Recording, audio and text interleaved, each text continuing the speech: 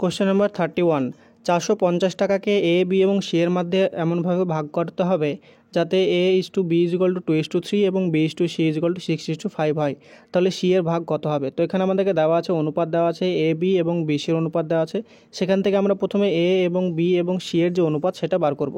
তাহলে এখানে আমাদেরকে দেওয়া আছে এ বাই বি বা এ অনুপাত বি এর অনুপাত দেওয়া আছে 2/3 এবং বি বাই সি অর্থাৎ বি এবং সি এর অনুপাত দেওয়া আছে 6/5। তো দেখো দুটোর ক্ষেত্রে কমন আছে, আমাদের বি কমন আছে, তাহলে বিকে দুদিকে সমান করব।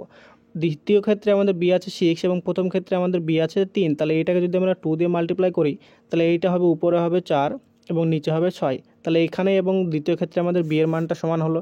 তাহলে এখানে আমাদের বার করব এ অনুপাত বি অনুপাত সি এর যে ভ্যালু সেটা কত হবে? এ এর মানে হচ্ছে 4, বি মানে হচ্ছে আমাদের 6 এবং সি মানে হচ্ছে 5।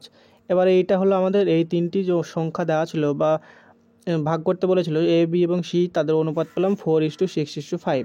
এবার এখানে বলেছে 450 টাকা ভাগ করা হয়েছে, তাহলে 450 টাকা সি কত পাবে? সি অনুপাতে পাবে 5 ইউনিট। কত ইউনিটের মধ্যে?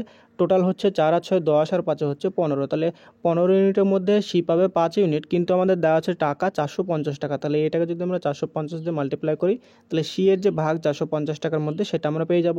তাহলে এখানে দেখো 15 দিয়ে যদি 45 কাটি তাহলে এটা পাবো আমরা 3 আর 0 হচ্ছে, তাহলে এখানে হবে 30। তাহলে সি ইজ ইকুয়াল টু কত পাবো না? 30 গুণিত 5 মানে এইটা পেয়ে যাবো 150 টাকা হচ্ছে সি এর ভাগ, যেটা অপশন নাম্বার সিতে দেওয়া আছে।